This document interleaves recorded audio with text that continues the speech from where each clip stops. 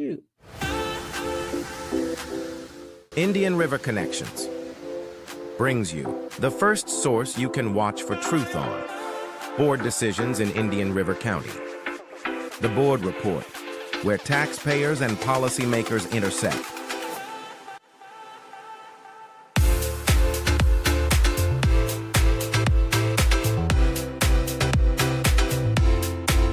Be sure to subscribe on your favorite platform to get notified when we go live on Fridays at 7 p.m. Visit IndianRiverConnections.com for more. Sponsored by Gus Curran's House of Champions.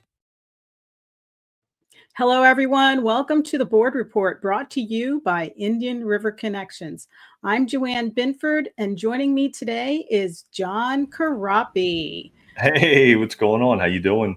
Good. How are you doing? We have a kick butt show today, don't we? We got another great lineup. I mean, that's what we bring. We bring a great group of people, local people in town that, have a story to tell. So who do we have tonight? Well, we've got John Chamberlain, owner of Dude Ranch Recovery House, George Cologne, addiction coach, and Patrice Bose, director of Voices for Children. Nice. That's good. Yeah, so today's show, we're going to explore the role of sober homes in supporting recovery from recovery and addiction. And then we're going to discuss a lot of things like what to look for in a well-managed sober home. And is there value in the county funding sober homes? Remember, the hospital district bought that property and they wanted to make a 30-bed unit for women. For women to have sober living. And then we're going to tap into the importance of effective management and accountability, especially when public funds are involved in something like this. And later on in the show, everybody stick around. We'll discuss child trafficking and how it's impacting our community. These are really important subjects, and our community is growing. A lot's happening. Economics is playing a role. People need help, and we're going to learn a lot today, right, John? Yeah, you got to follow the money. We got to know where the taxpayers and policymakers intersect, and that's why the Board Report has been developed, and that's why we do this show every Friday at 7 p.m. Brought to you by Gus Curran's House of Champions. Yeah, so stick around. We're going to take a commercial break, and we'll be right back.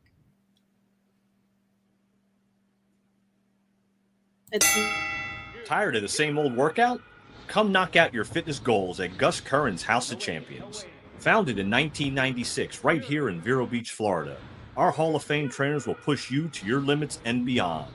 Whether you're a beginner or a pro, we have the perfect class for you, including the one-of-a-kind Rock Steady Parkinson's training. So come join the fight and unleash the champion inside you. Give them a call, 772-713-1157, or go to gchouseofchampions.com.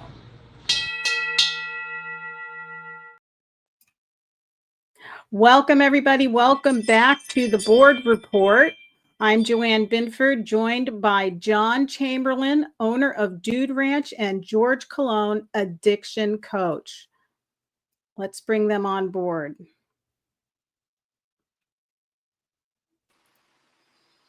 Hi, guys. How are you? How you doing, Joanne? John? Thanks for having us. Thank you. This is really an important subject, and the both of you are doing wonderful work. So, John, share a bit about your background and what inspired you to open the Dude Ranch. Well, thank you, and thank you for having us. I'm not a counselor or anything, but I've been in recovery for a good many years, over 30, and my experience was I moved to Vero Beach, a retired man. This was 15 years ago, and like many retired people, I got a little needed something to do, so I went to work for a local treatment center. And we did have one here in Vero Beach called the Gate Lodge. It was part of Hanley Center, and after working there for a while, I saw the need for a sober living house for men. It was a 12-step program based. Getting men going to their meetings, getting them a sponsor. They're doing really well, and then suddenly their insurance is gone, and now it's time for you to go. And many of them had kind of plopped in Vero Beach and wanted to stay, and we're starting to get recovered. So I opened up the Dude Ranch. That was back in 13. Wow. And I didn't have any training or anything. I just know that back in my early recovery, I lived in a sober house. Actually got kicked out of one and eventually made it through another treatment and got to stay in another one. So my experience had been as a client of a sober house, but here 30 years later or 25 years later, I saw the need. And part of what helps me in my recovery is being able to share my experience with others and to continue to participate in the recovery community. Quite frankly, when I started it, I thought it would only last a couple of years, and here we are. It's gosh, what is it, 13, 14 years old now. We're still doing it, and I'm just going to do it as long as the good Lord allows me to and directs me to do that. So here we are. Well, thank you. And George, give our audience a quick background of your history and what inspired you to work in the recovery field. Well, I went to New York City in 2010, and I was in a recovery program in started 2005. And I had one of my mentors tell me, take these courses, because in the field of addiction, there's a lack of training. And we'll talk about that. You know, I have data. You know, I'm a data guy. And he inspired me to do that. And I met some women and men who were very dedicated in the training. And so that's how my journey began almost 15 years ago. And so we work with people who are trained. If they're not trained, then that's an issue for us. And I work in the private sector. Right, So right. it was different. In the non-private sector, it's almost, with some of them, anything goes.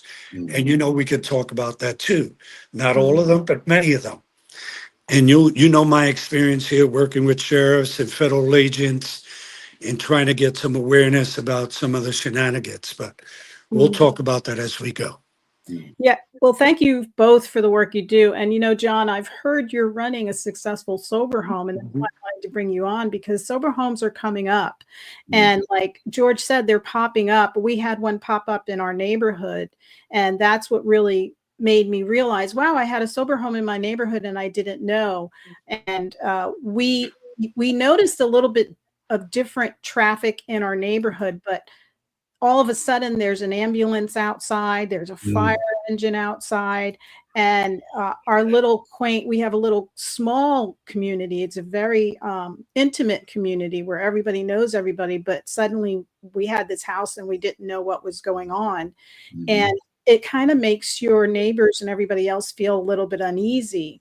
And then I heard about the hospital district wanting to open up a 30-room for women and using taxpayer dollars for that. So it really sparked an interest. And I was like, okay, well, you know, people do need to recover. Yes. But what's going on where you have a sober home that ends up in your neighborhood and you have no clue what's going on until some tragedy happens? And then you're like, what happened? Why are all these ambulances there? So I started investigating and just getting more curious. And I heard that you're doing a really good job. You're running a successful sober home, and it's a smaller home. So I thought you would be the great advocate to talk about it and teach us about this so that we can understand better how these sober homes are going in, what's the best way to have a sober home, do they have restrictions? So there's a lot of questions we're going to have for you today. Good. Well, I'm glad to help and answer any that I can. Yeah. And go ahead. Well, running a sober home, you're absolutely right. There's a huge need for sober living. Unfortunately, especially here lately with the opiate problem that we have in the United States, fentanyl, the need of people to have a place that's safe and clean, and they can begin their recovery, whether in a 12-step program or anywhere else. That need is there, and it will always continue. I was very interested for you to tell me about the hospital and working on one for women, because I get calls of women that are looking for a place. My sober house It's actually called the Vero Beach Sober Living Residences. And we just call it the Dude Ranch because, quite frankly, just a little story. When I moved down here, you can tell I'm a little older, and I can't remember anybody's name, so I just call everybody Dude. And so that kind Hey, of dude. stuck, that kind of stuck, and I don't mind it because it also makes me more approachable. One of the problems with people that are in recovery, and I've been through all this too, is we're isolated. And I loved it when you called me and invited me because your part of your show is called Connections. And connections is what we alcoholics and addicts need. Many of us get to a point to where we're alone in our addiction, and it's a terrible place. So I think one of the things that makes my house so I don't want to say that it's good. It just is what it is. But we've been successful because we take the time to connect with the clients that are there. At one time, I had 2 homes and I had 12 people, and I'm a single guy, and I'm doing this, and it was like herding cats, So I actually got rid of one of the homes so that I could focus more clearly on the men that were there and trying, you know, sober living houses, they pop up all over the place, and they can be quite an income producer. And so there's some of the shady people out there that will open these sober houses just to pack people in, take their money, and even there's some places that actually have agreements with treatment centers and detoxes, and they almost kind of rotate around, and it's a dance, but it's a deadly dance. I don't know, some of the listeners. I would suggest that most of the listeners know somebody or have someone in their family that's been affected by the disease of alcoholism or drug addiction. It is Mhm. rampant, and Yeah. there is help. There is a way to get out, but there are a lot of shady characters too. So you want to stick with the people who are doing the right thing for the right reasons. Like Mhm. I said, I started the Dude Ranch back in 13, and it was difficult in the beginning. I had the cops show up, and you say it's a good night when the helicopter comes out, I joke about that now, but that was the part of the experience. But as time went on, I became better at it. And George John, George knows exactly what I'm talking about. yeah, and it's funny that you said that about the homes, where they circulate people in, and it's a good Mhm. moneymaker, because one of the neighbors spoke to the person that has that house here in our neighborhood, and Mhm. they actually recommended her to do it because it's an income bringer. And Yeah, it's an yeah, easy income bringer, is really the choice of words that they used with her. So she just was like, well, that just makes me believe that he's not doing it for the right reason, which made her exactly. more concerned, rather than coming off like your approach, which is very Mhm. kind and concerning. Like, you could have kept your 2 houses and all those Sure. people, but you were like, no, I really want to give back and focus and give these men what they need.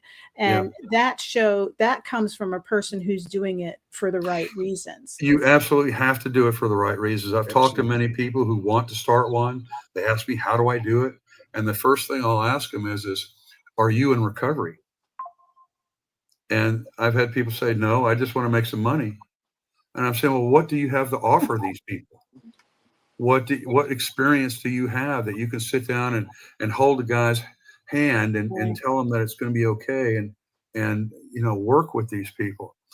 Just a little thing that I did when I first started this thing out. I wanted to make sure that I did it for the right reasons, and this is kind of private. But what I did was I paid for the house totally, so that I would not have a mortgage.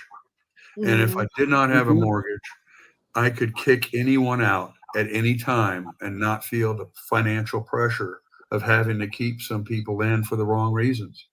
And that's Mhm. something I think that a lot of sober houses deal with. They get used to the money, they have to pay the mortgage, all these things are going on, and they may look the other way when somebody is not doing what they're supposed to do. Right. That's a I did want perfect. to bring up one other thing. Um, I am just a single guy, and I'm doing this just out of my own, personal deal. But there is an organization here in Florida. It's called the Florida Association of Recovery Residences, and I joined in 2018. They had just got it started, and I joined as so that I could become legitimate, so to speak. This organization, they've grown quite a bit now. They have a website, which is FAR, FARR online, and anybody can go there to find sober living houses. They have, I think, over 150 of them through the state of Florida to find a place to go. I get inspected every year. There are requirements that I have to go. I need to abide by the guidelines that are set by FAR, which is a Florida organization of the national organization, NAR, which is the National Organization of Recovery Homes. So that legitimizes it. And they've even made some law changes here in the state of Florida that if you're running a treatment center, you cannot suggest a sober house that is not FAR certified. And that just happened in the past few years. So the government is always trying to get their hands into things, and we all know that. And but this organization keeps us honest, and it keeps us doing it for the right reasons. That's good. George, I wanted to ask you, so you've built an impressive career as an addiction coach with certifications in counseling, peer support, mental health first aid, and addiction recovery. What concerns do you have about sober homes that operate under the radar and aren't easily found online? First of all, I want to thank you and I want to thank John because this is something that's been needed. As you know, my observation and the studies and my training, a lot like what John said. What is the motive of people really doing this? It boils down to that.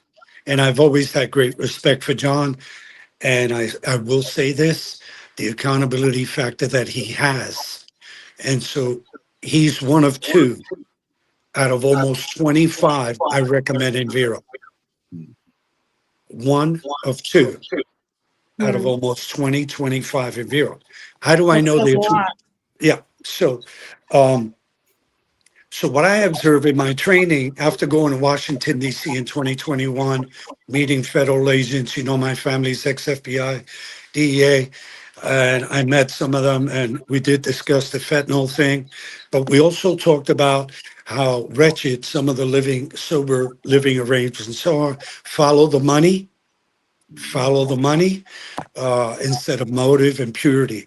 So I had talked to the director of DEA, Derek Maltz, who's a friend of mine.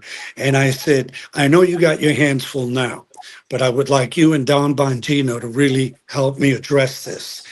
I have every location in Vero, all those who supposedly run them, and all this data.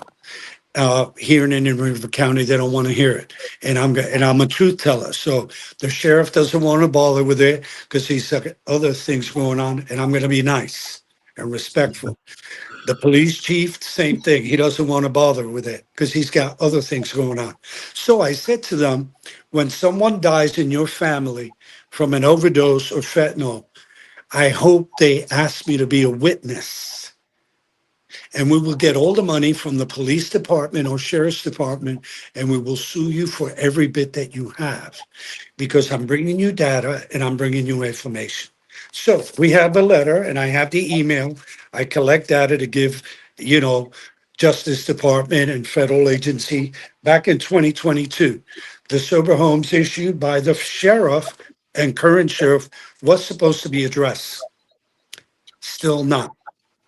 An article came out in 2023 that I recommended. I was interviewed about addressing the sober homes and some of the shenanigans with most of the sober homes.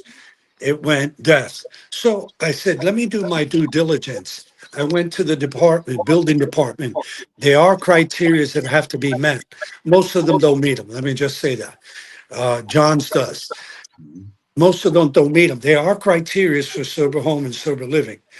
That hasn't been addressed. So I reached out to DeSantos, Tallahassee, and legislature, and I said, you guys got your hands full.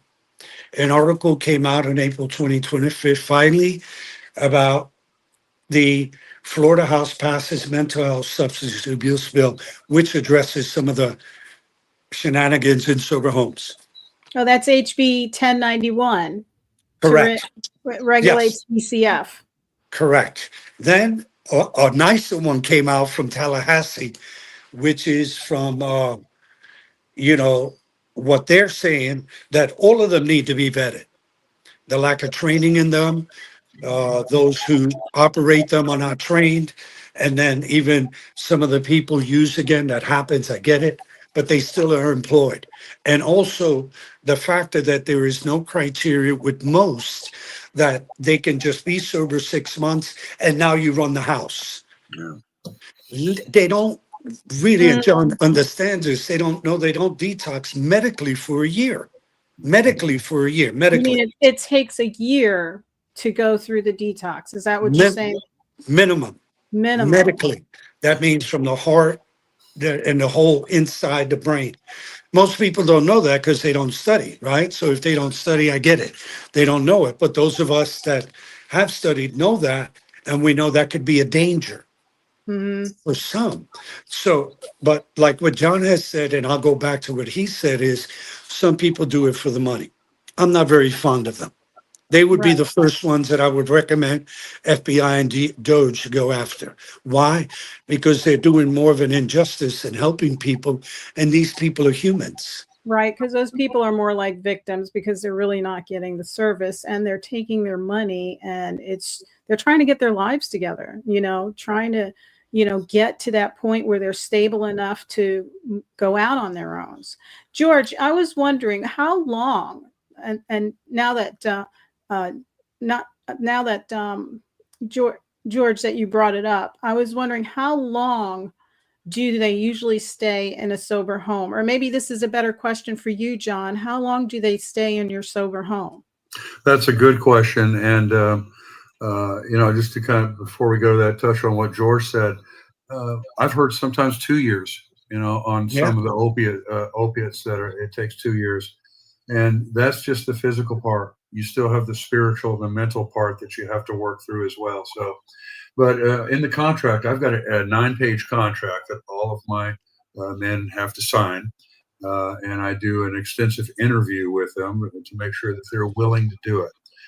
One of the things I'm most afraid of at the Dude Ranch is that I don't want to be considered a flop house. And many of the places that are problematic are just that, flop houses. In my contract, I ask that all of the people that come into the Dude Ranch, that they obligate to stay for at least 7 months. I prefer them to stay for a year. That we find is better for them. They can get their feet wet in their recovery program, become experienced. And addiction and alcoholism, very few of us understand really how dangerous it is and how often it comes back. I have a very small place. 6 people is full, and 3 of them have been there for over a year. 2 of them for over 2 years, and I often wonder if it's too nice of a place. I can't get rid of them, But I'm not trying to get rid of them. What we're doing here is we're giving them the opportunity to do what I've had the opportunity to do. My house manager, he's been there for multiple years, and he doesn't want to leave. He's in his 60s. He's a retired man. Financially, he's fine, and he serves as a great mentor for the younger men who come in. So he gets to enjoy the experience of helping the people that, like I helped him, many years ago. And so that's the way this thing works is we receive help in the very beginning with our addiction, and we hope we can get to a point to where we can help others. And so that's what's happened at my house. I've got, a couple of guys that are there so that they can help the young men that come in. And we've had men that have come in with no clothes, no food, no anything. And one of the things that I'll tell them is, you're not going to starve to death here. and the guys that are there, they've changed their attitude. They've had a spiritual change, and they've become different men than when they came in. That's the whole idea. And it's not just the Dude Ranch. All I'm doing is providing a safe, clean, supportive environment for them to live in. And with that, with them going to their meetings and so forth and so on, they're able to become the men that the good Lord has made them to be. And I have gotten so much more out of being part of the Dude Ranch than any of the finances or anything.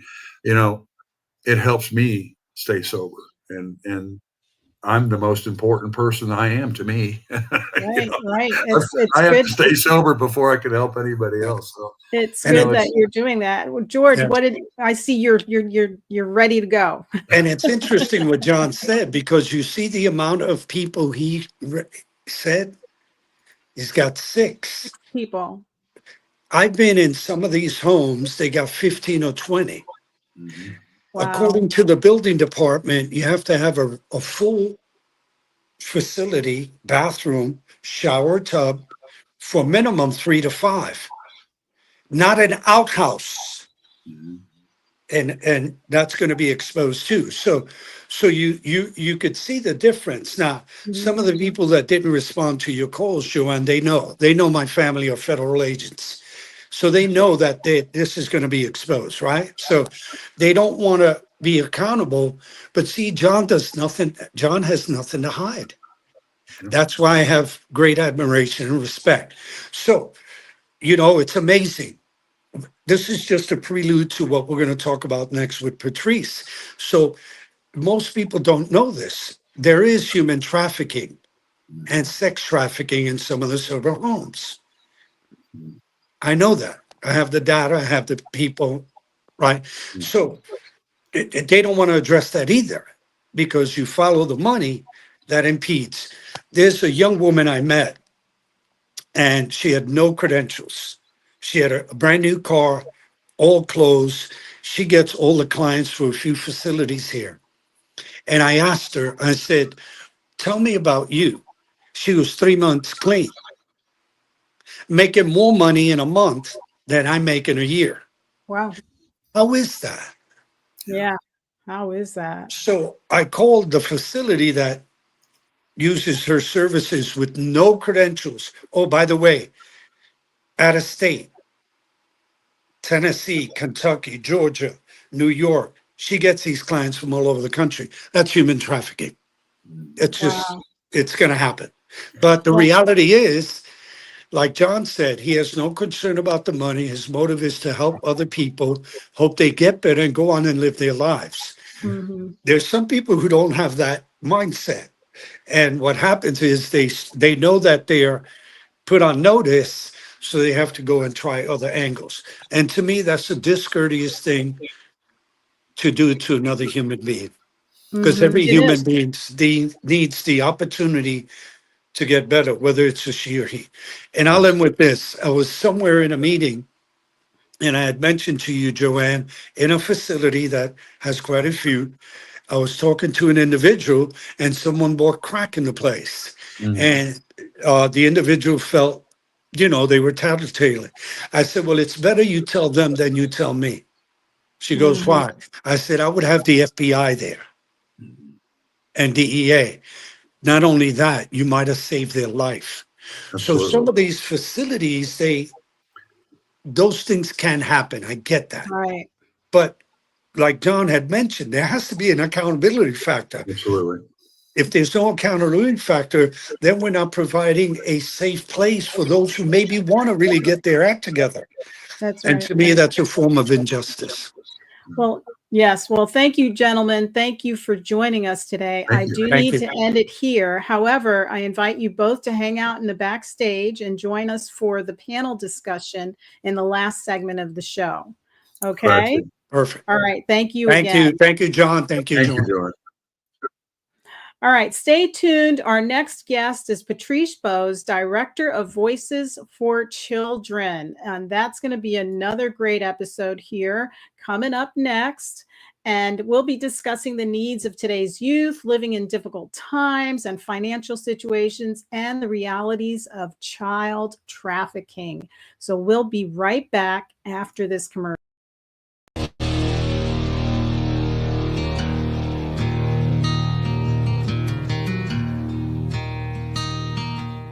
Warrior Shield Foundation is here to unite, honor, and provide support for veterans, first responders, and Gold Star family members.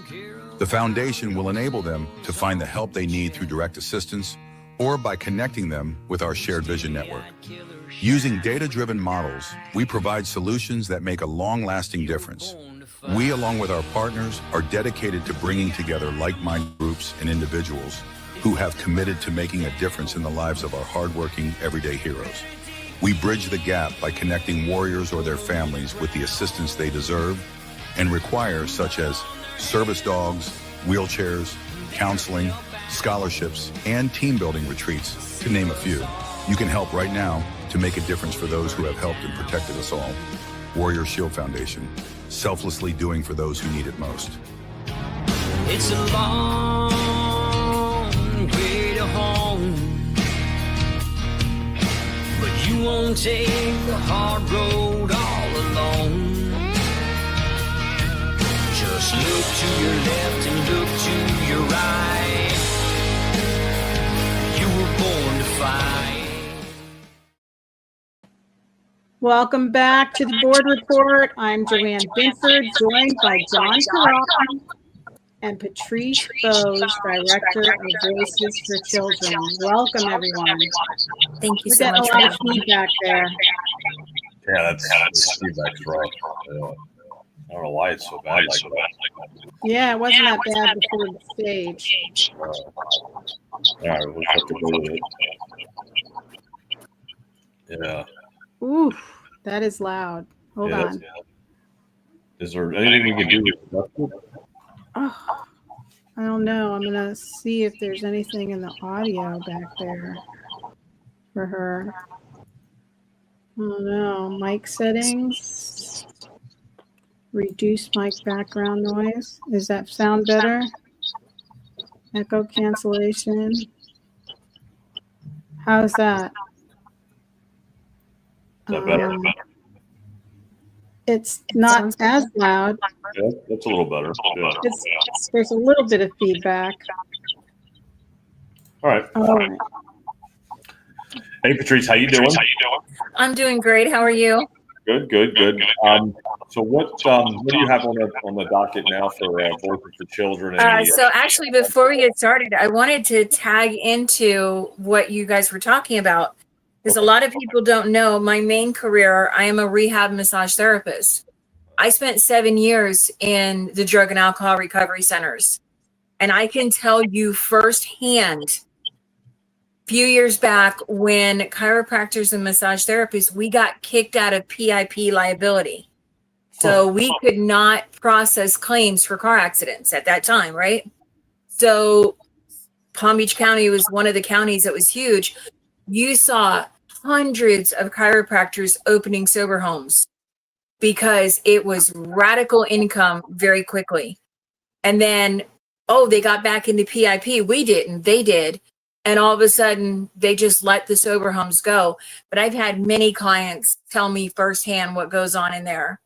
And I have many clients that I've worked out through the Treasure Coast telling me how they would get clean. They would go back north or at the airport and somebody's trying to get them to test dirty to come back again. So they could keep that revolving, because you can bill the insurance up to 3 times in the same house before they start questioning things. Well, I think that's what that bill was about too, to stop the double dipping. Yeah, it was the biggest farce I've ever seen. It's one of the reasons I stopped working with them, because I couldn't be part of it. I was watching people's lives. I had many clients that had lost their lives to drug and alcohol addictions, and I watched these people just making money off of their lives, and I just couldn't deal with it. So just wanted to throw that out there. So, but that was good. As far as Voices for Children, yeah. So this is my first official week as the director. I've been volunteer status, which I still am, but kind of just officially heading things up. So one of the things the board and I really want to do, and that is kind of stand on our mission. We're here to be a voice for the children of 4 counties, the ones who can't speak up for themselves. And so what we're putting together is June 24th, we have a roundtable discussion. And that is going to be the planning stage for our first ever summit. It's called Voices Abound, a voice for the voiceless. So we're just going to bring light to the community. It's kind of a multi-part. Identify the problem of human trafficking in our area and child abuse, how this is affecting our community. And what can our community do about it? Whether it's your child or not, what can we all do? We all see kids sitting at the bus stop. Do you know what to look for? Do you see something? Do you see a weird vehicle? What do you do? But we're all so tied up in our phones and our lives and, oh, I'm so busy. It's not my problem. It is our problem, because you know what? Nonsense keeps coming here. That's going to affect everybody in every way. So we want to kind of shed light on this. This already shaping up to be a yearly event. We haven't even gotten through the round table yet.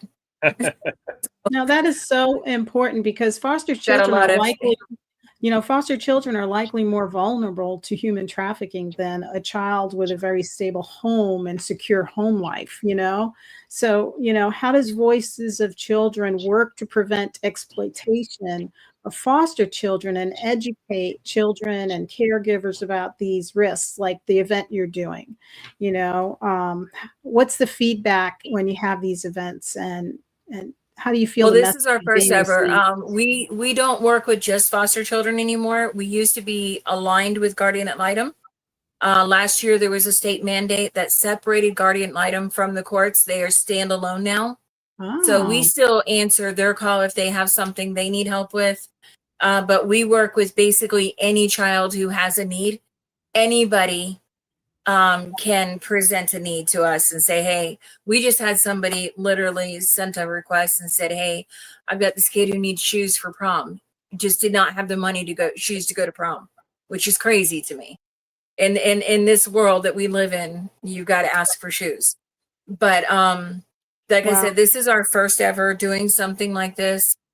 But I've already started working with, we have a callback, a verification of address from Aaron Grall's office. We have several calls out, and different nonprofits that want to be involved. We've got teachers that want to be on the panel, community leaders we're inviting. So like I said, the June 24th event is really the roundtable planning. And then we're going to probably do it in August, September as a back to school type event. I'm really looking forward to it. And this is going to be, like I said, one of a series that we want to do. We want to unite the community. We want to bring awareness. I had somebody a couple of weeks ago tell me that kind of thing does not go on here. This is Indian River County. It does not go on here. But with February 19th, we just had a gentleman in Sebastian get sentenced to 360 something years for going to the Philippines and videotaping the rape and torture of children and then coming home and selling this.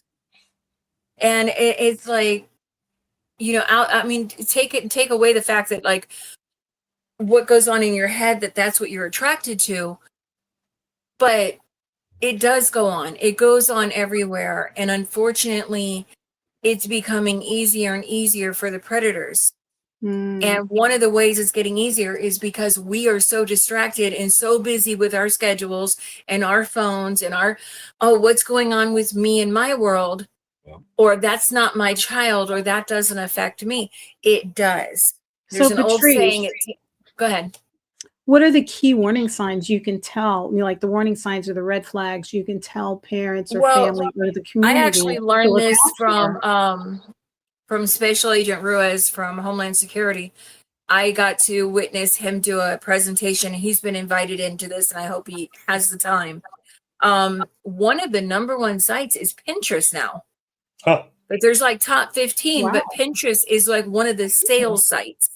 Oh, I was like, excuse me, Pinterest? I never Leave thought of my that. Pinterest alone. right. But I know, right? Like, so you go on there and you see some craft and it's like $1,200. Well, you kind of know what that is, kind of like what Wayfair did at one point. And then Minecraft, Oh yeah. It's a people game. handing That's a out. game. Yeah. It's They're a game. online. Yeah. Roblox, Call of Duty, Fortnite, Minecraft, and there's vaults inside Minecraft. So there goes the technology playing a role in trafficking. And they said they will take years to groom these kids. They will become friends with them, and it will be years online. Wow. And there's jewelry that they have to signify what they're attracted to. But these are things, there are telltale signs that we can look for. You know, when somebody is going through the store and you just see that person in the same aisle as you more than once or twice, that's probably key. They're not typically shopping for what you're shopping for. They're following you. When you see somebody out in public and they're got a camera phone out and there's a bunch of kids on a playground, that you at least be aware of it. They may just be filming their kid, but very often they're filming other kids for sale. You know, they're planning and they work in groups. And there's just so many things, and that's what the summit is about educating. This year we're going to educate the public. Next year we're already planning out the same idea, education, but also breakout workshops for the kids. It's one thing to say, look for this, but now what do I do? I'm a 10-year-old. I'm online playing Minecraft. I'm talking to John. I think he's another 10-year-old. Okay. He's sending me some vault code. What do I do? I've been told that this might not be a good thing, but what do I do? Right. It's not enough to say, here's the problem. We have to arm the community with the tools of what to do. Wow. That's what we're trying to do, you know, head it off at the pass. Yeah. So are you guys working with any local schools or churches at this time, or is that just a We have several churches that sponsored us in the past. Like I said, I'm relatively new in this role, so I'm kind of not really rewriting things, but in a way I am rewriting things. We have a few teachers that I know of personally that I've shared my idea with, and they were like, I want to be on the panel. I want to talk about what I see in a middle school. I have a teacher from Gifford Middle that wants to be here, and she's going to talk about what she sees. Nice. We contacted National Sexual Assault Center out of Tallahassee. They sent us 3 boxes of handouts of, you know, like stopping sexual violence in general, just materials to kind of bring awareness. We have some I cannot think of her name. I'm so sorry. She's a specialist with the court system here in Indian River County. Her whole job is sexual crime, and she's wanting to be a speaker at the event. And I'm so excited because she has firsthand. She can tell us firsthand from the court side of things what she sees.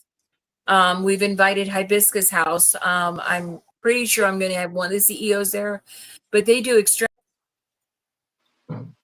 Oh, what happened here?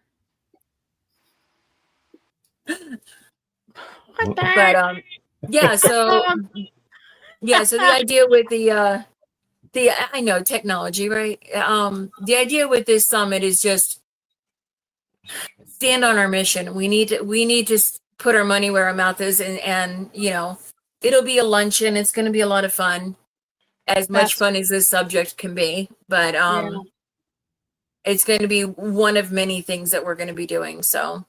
Yeah, it's really important. And, you know, teachers are like the frontline warriors because they see a lot on the school campus, and they see to arm them with the skills to be able to hone in on something that's not right, or to be able to ask the right questions that lead them to understand this child is in danger is absolutely so important. Oops. Yeah, they get specialized training, but the parents don't. You know, the parents don't necessarily know, and you know, we need to change that. We need to flip that script and say, okay, you know what? The teachers are there. They have them for 8 hours a day, but they're really not there to raise your child. But we know classrooms can get overcrowded. Things can slip through the cracks. Plus, we have that age group. There's a lot of stuff for little kids, but we have that preteen age group that's very easy to slip through the cracks. It's That's very right. simple. They're going through puberty. They don't want to talk. You don't know what is their normal or is there something really going on? Well, and And all we this need to. all this weird stuff that's going on too with the transgender, talking about this stuff at a young age. It's a form of grooming It's to overwhelming. get into their head, and now they don't, especially in puberty. Who knows anything about themselves during puberty? We're the most confused people when we go through puberty, and then you've got all these life issues, and kids just have so much more on their plate. And stress, and then now for somebody to jump in and say, "Oh, I really care about you," but guess what? There's something else to be confused about. Yeah, and that's how they work. That's how they operate. Their modem is just, oh, okay, well, you have a void. Let me be a shoulder. Let me be somebody to listen to. Let me identify with you. Let's Let me talk about pretend. it. My daughter is 28. My youngest one's 28, and I can remember when she was like 11. She got a Facebook page, and I was so against it, but she did it. Okay, Facebook had just started. She got a Facebook page, and it was like 3 months in, and she came to me and she goes, "Mom, I think I have a problem." Okay, what's going on? Well, there's this guy, and he says that he's my age, but then there's certain things in the conversation that just don't sound like a kid my age. So long story short, they've been talking for a couple months. We had to get the sheriff's department involved. Turns out he's some 80-something-year-old guy in New York wanting to come and meet her in Florida. Wow. I'm like, oh, no. You're off of Facebook. That's crazy. Yeah, but that's it's it's the technology. The technology is what what attracts these type of situations, and then we not, like you said, we're not paying attention. We're distracted by the world and by all the other psychological operations that are going on around us, and the subconscious programming. And that's what happens. These kids fall into this programming, and they think that that's okay to do these things, and then next thing you know, they're caught in a trap, and then they develop the childhood trauma, and that's what ends up happening. And then the first rule of war: divide and conquer. Yeah. Divide your community, divide parents from kids, divide kids from kids, parents from parents, divide and conquer. It works every time. It's a no-fail system. 100%. And unfortunately, they know how to use technology to do that. And we just need to be very diligent and aware and have those tools. It's okay. It's one thing to say, all right, here's the problem. But what do you do? What's the solution? We're seeing all this stuff in the news. Kids that were trafficked at NASCAR events, at tennis events. I know in my job, my main job, I have to work with the state of Florida. We have a whole set of human trafficking rules we have to follow now as a therapist. We have to go through extra training now and things that we have to look for. But it's like, okay, we looked for it. We found it. Now what do we do? How do we stop this? Because this is right up there with the fentanyl crisis. It's just as bad. That's a big issue too, and then with the vapes that came along, because kids could be putting stuff in their vapes. So Patrice, I was wondering, when you when you start working with the schools, are you going to be talking to the teachers about how to, spot these issues, and is there going to be like any events to try to address it with the kids? And if there are, is there going to be like a parental consent, or like, because some parents we've talked about it, and I really want, when we get up to the kids workshop, it's going to be a parent and child. They're going to go through this together. So this is the first stage. Second stage, or second wave, if you will be bringing in the experts, kind of like the tail end of this. We're going to be planning into the next stage already, and getting those experts to help me out and go, okay, help me conduct some workshops with parent and child. And part of that, the big part of that, is that communication. We don't always know how to talk to our kids, and our kids don't always know how to talk to us. And again, we get really busy. We don't always listen as well as we should. But we need to go back to that time to sit down every day. Hey, what happened today? What was the positive? What was the negative today? And just listen. not judging, just listen, and creating that environment that your kids can come to you and tell you anything. And then the parents can pick up on those little things and be like, oh, okay, I know, like, my grandson's come home and told me, oh yeah, this is what went on in school today, or there was these kids and they're selling vapes in the bathroom. And I'm like, okay, well, where'd you do? I went and used a different bathroom because I didn't want to be there. He's guilty by association. I didn't have to do anything, but if I'm in there and they get caught, I'm going to get in trouble. I'm like, yeah. So it's just, you've got to breed that communication, but we want to have those workshops, and we're always open to suggestions. And, I think that we're going to down the road look at possibly doing one on the drug issues in the schools. Get some teachers together and some community leaders, and let's talk to the kids. Have you ever been through the In Plain Sight trailer? That was scary. I mean, so we got to kind of tag into stuff like that. I have a million ideas. Is that the one that has all the like drug and paraphernalia? And I went through there and I thought it was so good. And I was like, oh no. And he pulls up the headboard. And I'm like, that's not fair. And he pulls up it was a key fob. It was sitting on the dresser. I didn't bat an eye at it. He goes, why would a 13-year-old need a key fob? Yeah. Good point. Never thought about it. Right. My grandson told me in middle school, girls bringing stuff to school with alcohol in it and drinking all day. That's not what I was doing at 13. My goodness. So. Well, guys, let's bring this to the round table, bring our guests up because all you guys have something a little bit in common to talk about and share. So let's bring our guests up to the round table. Oh, hello, everybody. How you doing? Hello. Hi, Patrice. Where's Patrice? Hang on. We got a round table. We're missing somebody here. Where did I guess we lost John when we switched over.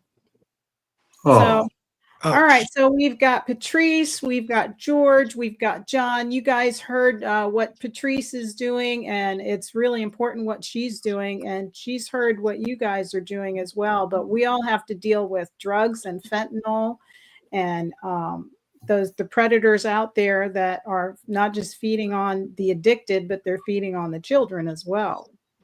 So, if I may, thank you for Patrice and John for being genuine and wanting to help. But I can tell you my experience in this county. I've been here 40 years. And in 4 years, after going to Washington, D.C. and connecting with many credentialed law enforcement, this county doesn't want to hear it. I'm just going to tell you. You could do it. That's why we're here, George, because we're going to make it heard. Well, so I can tell you, when you bring Derek Maltz to speak and no law enforcement shows up, this was the former director of DEA. There's something behind the scenes. So I'll tell you about the school system because of my research. The reason why they don't want to bring awareness about opiate and fentanyl, because the people, and I'm just going to be very careful, the mental health services here get money. Follow the money. Always. So if Patrice or John were to devote time to help people so other people would not be hurt, they're not profiting from it. I don't profit from traveling nationally talking about fentanyl and opiate. Derek Maltz does not profit from speaking fentanyl nationwide. So we have to look at the bigger picture. Why don't they allow individuals like us to go speak in the school system? Well, there's a reason why. John and I have had great conversation about this. When you follow the money, and we don't want to profit of the demise of others, and I mean that, going in, maybe speaking for an hour. I've talked to county commissioners, sheriff department, police department, city council. None of them want to hear about what you have to say. I have the data. I have the emails. I have the texts. when my friend Bonjoni comes one day, I'm going to say, here's the information. They don't want to address it. And it's been going on for 4 years. So I'm willing to listen, but I'm not holding my breath with this county anymore. I think we need to bring the Justice Department, federal agents, FBI, DOJ, and even DEA. That's my own observation with 4 years of study. Well, it's good that that legislative bill went through. Do you know if there was anybody from our county supporting that, Robbie Brackett, or anybody in our county that knew about it, that was working on it? So I have talked to Mayfield, I've talked to Grohl, I don't talk to Brackett. There's some people I don't bother with, but I talk to people who I genuinely sense is an authenticity. And they've expressed some interest, but I don't need votes. I'm not looking for political position. I'm looking for the sanctity of human life. Human trafficking, sex trafficking, that happens in sober homes, by the way. Some sober homes, let me be very careful. But if they don't want to talk about it, like Patrice said, how can you bring awareness? Maybe there's something they're hiding that maybe some of them are doing. That's what it boils down to me. Well, when you were saying that, I was thinking about, like the hibiscus, those centers that are helping young kids that are, staying with them, and they're transporting them back and forth. Have we heard any cases coming out of those places regarding kids being trafficked or drug trafficked? Well, I know with Voices, we've had a request recently. And obviously the details had to be very vague. We were not given a lot of information. Just it came from an FBI agent locally. It was 2 children that were rescued from a trafficking situation. And there were certain needs that we were able to financially provide for them immediately, because it was an immediate need. I've worked with Hibiscus House for several years off and on. And I've been down in Palm City with their where the younger children are. And I've also been here in Vero at the Hibiscus House. And I've had staff tell me, obviously, a lot of the details are kept for confidentiality, and I really don't need to know them. But there are children of multiple ages that have been either taken out of homes for abuse, for being trafficked, for being sold by their parents. Wow. And that, again, people's, it doesn't happen here. Yes, we had a guy here in Vero, 30-something years old this year, was arrested and found guilty for assaulting his 3-year-old son and selling the videos. And that has such a lasting impact on those children. And those are likely the people that grow up and end up in these sober homes. Well, that's what George and I were talking about, because in my experience working with the recovery centers, I was telling George, the very first day I walked into, I can honestly tell you, I had a very different viewpoint of an addict. And over the years, I have talked to so many, and I've always been, what led you to this life? What happened? And I would say easily over 90% of the people I've worked with have had some trauma, mostly from childhood. Somewhere there's something that did not process. There's something there that is residual. And that's what I was saying. Head this off at the past. We have so many people in our community that are functional adults, addiction or not, they're functional adults that have buried trauma. Right. Yeah. George and I just talked about that the other day, about it's generational trauma. It's not really just childhood trauma, it's generational trauma. So that we're in the business of healing the generational trauma. What we're doing by speaking out, by talking about it, George doing what he's doing, Patrice, what you're doing, what we do here at the board report is we're talking about it because we have to release that generational trauma so that it doesn't carry on into the future. You have to break the cycle. Yeah, exactly. And the way we do that is what you guys are doing. You bring it out of the dark and you put it in the light, because it can't survive in the light. It can't. There's no way. So that is such a good point. One of the things that I tell my guys is, if you dig in here and you look at it, there's a spiritual solution to all of these problems, and we need to be open-minded to that. But I tell the guys, you have the opportunity to change the entire trajectory Hmm. of your family just by getting sober and staying sober. Well, how do we do that? Well, we have to stop drinking, number one, and we have to, and if we need to, seek outside help Yeah. to deal with those, those childhood traumas. Patrice, you're doing some great work. And as I was listening to you earlier, I was thinking, we're going to have to open up some more halfway houses. Yeah. Women too. Oh, exactly. And it's a shame that, and I've only lived here for 16 years, but this is probably nationwide Oh, for that sure. there is a need for help. There is a need for guidance. And, we as adults, we need to just get off the phone and pay attention to our children and return to the old ways, and I Yes. say that, I don't know, but, I grew up in the 70s, and yeah, it was a lot of fun, but it was, I knew if I didn't get home on time, I was going to have my butt, there was some, I some grew up where consequences. you came home by the time those streetlights were on. That's right. Every time. But and you could go do whatever you want all day. You walked in the door, your mom already knew what you did because your neighbor called your mom and told on you before you got home. There were consequences for our behavior. And even now, there are always going to be consequences for our behaviors. But it's unfortunate that, addiction is so prevalent. And many of those addictions, just like you said, Patrice, come from childhood traumas. So we need to take care of each other from We need to break the kindergarten stigma. up. Yeah, we need to break that stigma that we have to do everything on our own.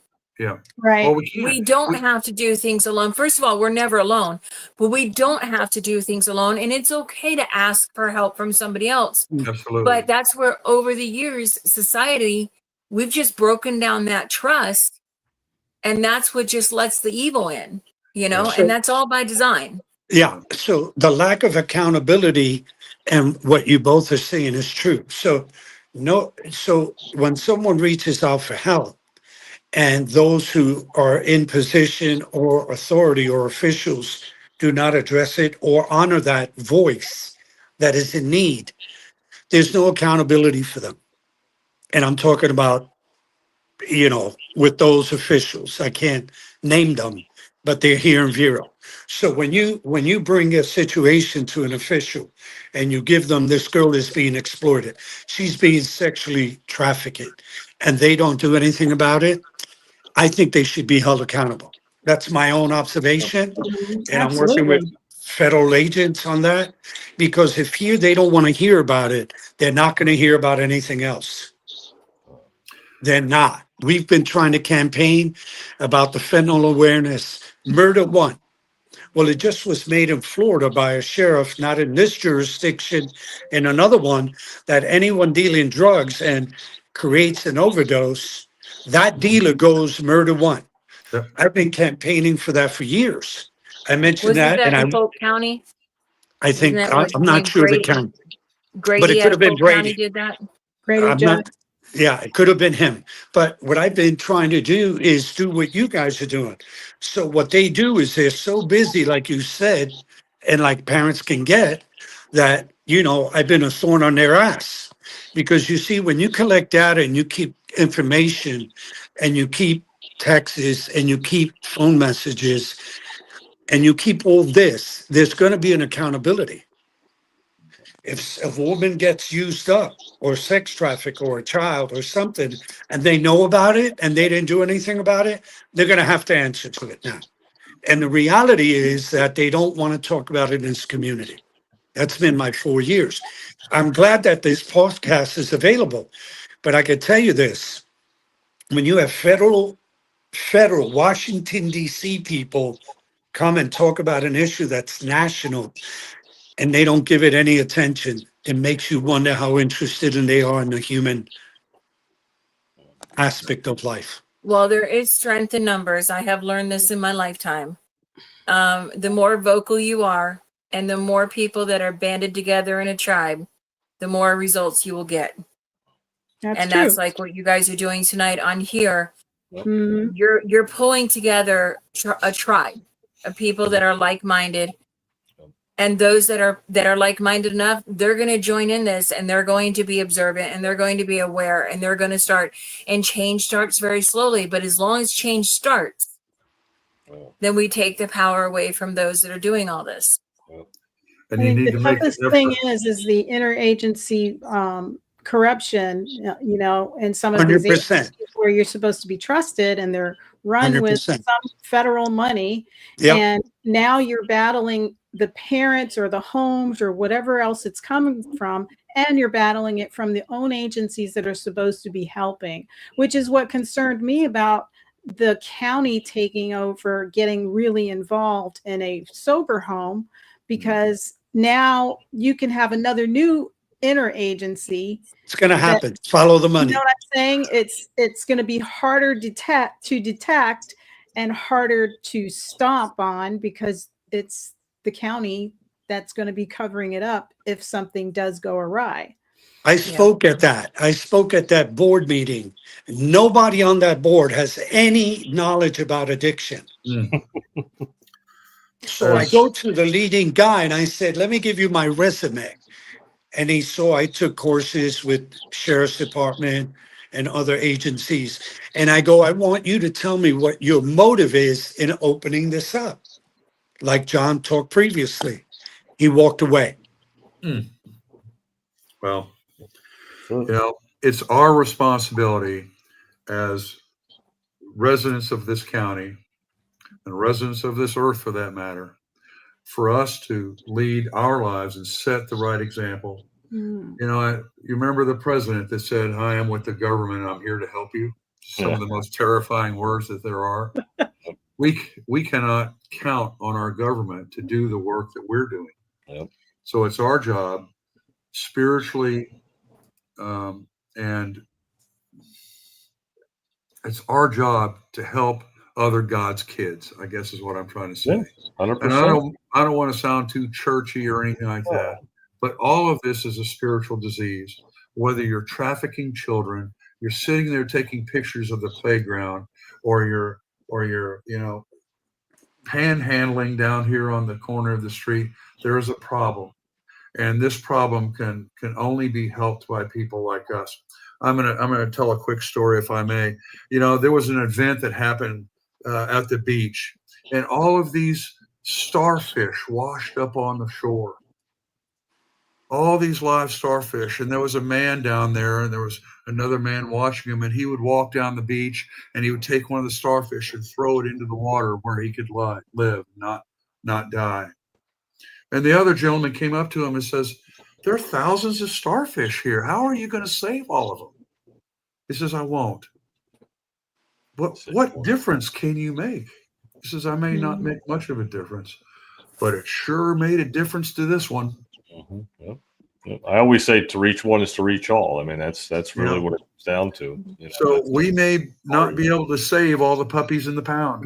I hate to say that, you know, but we can do the work that we can do. Right. And George, and we're all doing this work. You guys doing this podcast, bringing attention to these problems, talking about it, connecting, humans connecting with each other. This is how we get better, and this is how we can heal. We need to watch out for each other. Bingo. Yeah, we plant the seeds of change is what we do. Absolutely. Wow. Well, I think that's a great way to close out the show tonight, everybody. Patrice, wow, great job. John, thank you for so much of what you're doing for people out there trying to get their lives back together. And George, thank you for all of your advocacy and your data. And you are just rock solid on top of it, blowing it away. And it's a great show. And I hope that a lot of people get a lot of information from this. And we'll have to do this again so we can have some updates on what's going on with Patrice and Voices. And I hope all of you will join me for the roundtable meeting. Definitely. We'll be there.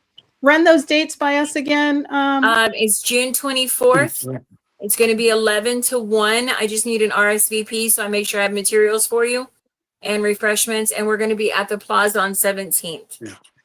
Okay, right across from the funeral home. Yeah. Yes, they've Okay, been very kind to donate the space for the meeting. Nice. That's wonderful. They're It's a beautiful so generous. space. Yep. Yes, that's Strunk Funeral Home. He owns Yep. that, and he's very generous. Oh wow, Kevin's a good guy. He's totally always given back to the community. So Kevin Yes. Strunk, thank you Mhm. for being a community contributor. Everything you do for us is just outstanding. So guys, thank you very much for joining us today on Thank you, Board Patrice. Thank you, John. Thank you, Joanne. Thank you, John. Thank you, guys. All Good to right, see have a you. good Thank you. evening. Okay. All right, guys. All right, so everybody, that was the board report. I hope you got your fill for tonight. Hit the like, share, and subscribe tab to get notified when the board report goes on air. But remember, we also go on air every Friday at 7 p.m. That's right. You can catch us every Friday at 7 p.m. And also, I'm going to ask you to visit IndianRiverConnections.com. That's IndianRiverConnections.com to visit our network of podcasts like To the Point Podcast, TGI Now, the Connecting People and Places podcast, and of course, Binford Chronicles.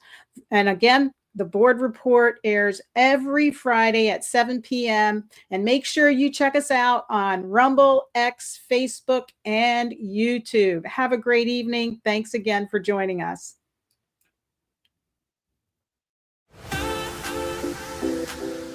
Indian River Connections brings you the first source you can watch for truth on board decisions in Indian River County.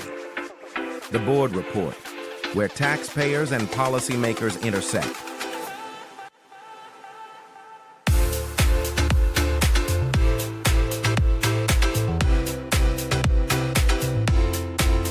Be sure to subscribe on your favorite platform to get notified when we go live on Fridays at 7 p.m. Visit IndianRiverConnections.com for more. Sponsored by Gus Curran's House of Champions.